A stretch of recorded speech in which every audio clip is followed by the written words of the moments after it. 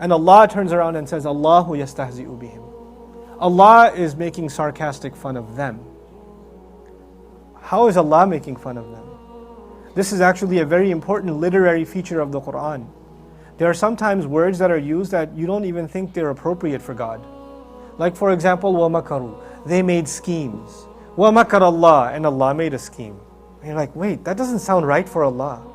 Or here, إِنَّمَا نَحْنُ مُسْتَهْزِئُونَ. We're making sarcastic jokes. Allah says, Allahu yastahzi'u bihim. It is in fact Allah who is making a sarcastic joke towards them.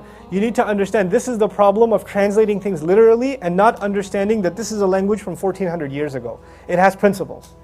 What happens is the same verb is used. They used istihza, Allah used istihza. They used makar, Allah used makar. إِنَّهُمْ يَكِيدُونَ كَيْدًا وَأَكِيد. Same verb is used, yeah? What that does is, I am responding in kind.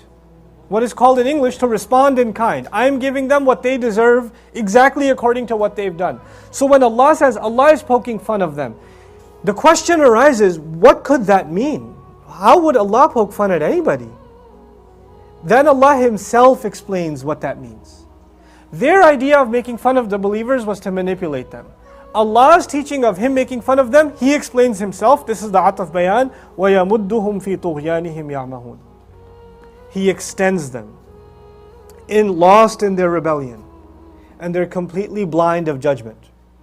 In other words, Allah Azza wa Jal allows them to continue to behave in the way that they are. You want to act this way? Go. Go. You want to disobey more? I'll let you. I'll let you. Allah Azza wa Jal does not stop them. He doesn't put a barricade in front of them. He doesn't punish them right away. He says, you'd like to disobey me some more. You know what? Why don't you go ahead? You know, it's kind of, I'll tell you what a teacher might do in a class.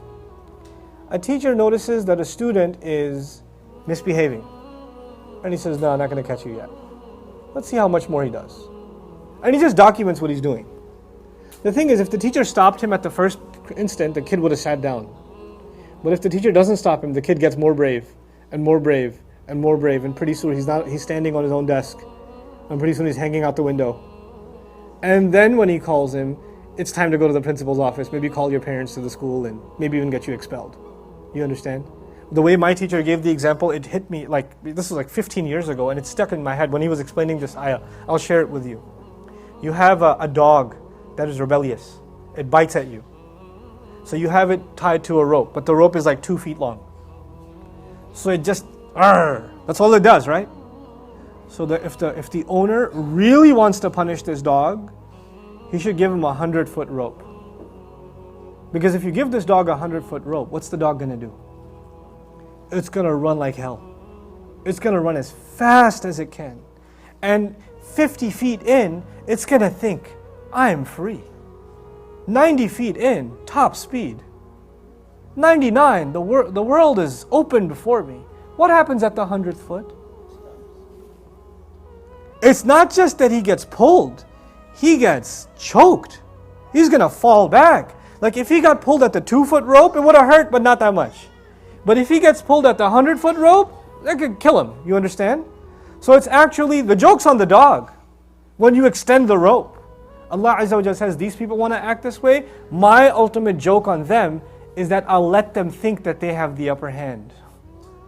I'll let them think that they're getting away with it. We'll see how funny this is. Subhanallah. That's Allah's reaction to, the munafiqun.